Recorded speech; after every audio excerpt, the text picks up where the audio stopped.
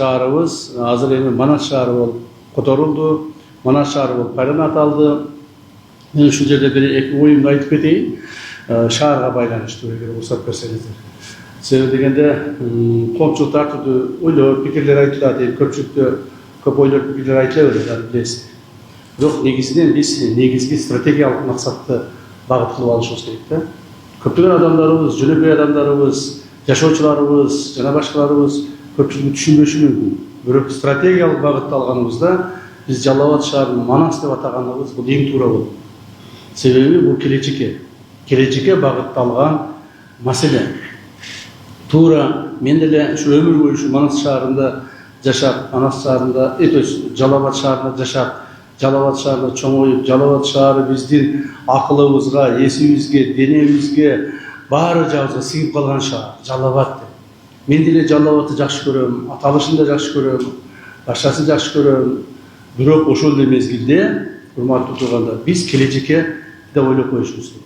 Келечекти ойлошубуз керек.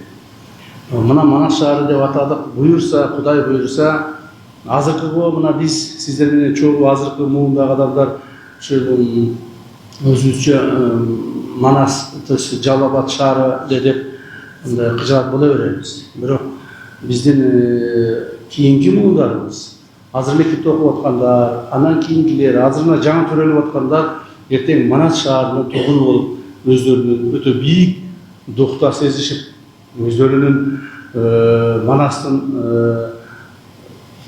тукумдары экендигин билишип, өздөрүнүн бул тарыхтагы ордуну билишип өсө турган чоң мындай муун пайда болот. Мына ошого биз багыт алышыбыз керек. Ошого багыт алышыбыз керек.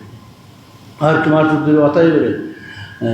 Манас, то есть Жалал Абад шаарынын тарыхында Жалал Абад кайдан келип чыккан, эмне болуп чыккан, эч бир тарыхчылар так атап бере албады бизгечи. Бир да тарыхчы так атап бере албады. Бирөөсү айтат, тигил Ферганадан келип калган бир кишинин аты экен дейт. Бирөөсү айтат, бул баягы мусулман китептеринен алынган бир сөздөрдүн негизинде болгон дейт. Дагы бирөөсү айтат, кече бир жомокчу бир саясатчыбыз бар. Ал айтып атат, бир хан болгонбу, бир шах болгон экен, ошонун 5 баласы болгон экен. Бирөөсү Бегабад, бирөөсү Жалал Абад, бирөөсү Кемпирабад экен деп ал жомогун айтып отурат. То есть ошентип отуруп, муну тактаган эч ким жок. Тарых тактай албай койду. А Манас деген бул. Манас биздин ар бир кыргыздын канына сиңген, ар бир кыргыздын оюндагы, максатындагы, жүрөгүндөгү сөз. Мен Манастын тургунумун, мен Манастын тукумумун, мен Манас шаарынын жашоочусумун деген бул кандай деген чоң сыймык, туурабы? Сезгендер, билгендер, акылы барлар, тетиктүү акылы барлар жакшы түшүнүп атсаңыздар керек. Ошондуктан Манас шаарынын аталышы боюнча мен ойлоймун, биз эң туура стратегиялык багыттагы, келечектүү багыттагы жакшы туура чечим кабыл алдык деп эсептейм. Биз ушул маселени, биздин койгон шаардыктарыбыздын койгон маселесин колдой берген биздин урматтуу президентибизге ыраазычылык билдирип коелу. Рахмат. Урматтуу тургандар, эми мына Манас шаарыны мындан ары өркүндөтүү план проекттери боюнча мен дагы айтып кетейин. Манас шаары болгондон кийин, демек биз ошого татыктуу шаар болуп, Манас Кыргызстаныбыздагы эң бир алдыңкы шаарлардын катарына барып кошулуш керек. Аны үчүн көптөгөн эмгек керек, көптөгөн убакыт керек, көптөгөн адамдардын акыл эси керек, тажрыйбасы керек дегендей, жаштарыбыздын демилгеси керек. Ошону ар бирибиз чогулуп алып туруп, бир миштин болуп аракет кылышыбыз керек. Так, аракет кылышыбыз керек. Чын чынында Манас, Кудай буюрса, мен өзүмө ишенем, мен өзүмдай келечекке ишенип турам. Манас шаары чынында Кыргызстаныбыздын эң алдыңкы шаарларынын бири болот келечекте. Аны үчүн биз аракет кыла беришибиз керек, Жакында буюрса, мен ойлоймун, биз ошо Манас шаарынын, азыр Манас шаары облустук деңгээлдеги шаар. Биз эми муну республикалык деңгээлдеги шаарга айландырабыз. 2026 жылдан. Манас шаары 2026 жылдан баштап республика деңгээлде 3-ші шаар болот. официалдуу түрдө. Бул Бишкек, Ош, анан Жалал Абад. Это все Манас болот. Так? Анан үчөө.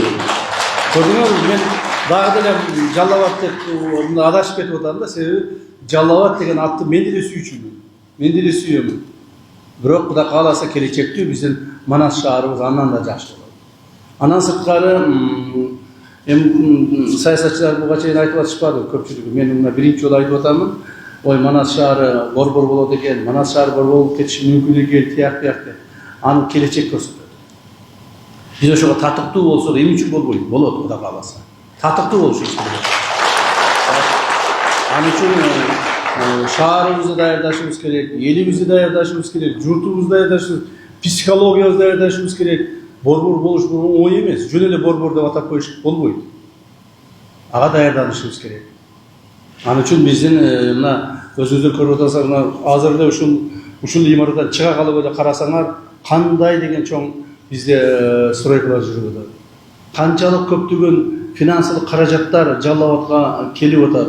Ошолордун баардыгы ушу Жалал Абад шаарын өздөштүрүп, башка шаар кылып, сонун шаар кылып, мындай современный типтеги шаар кылып өстүрүүгө багыт болуп атат.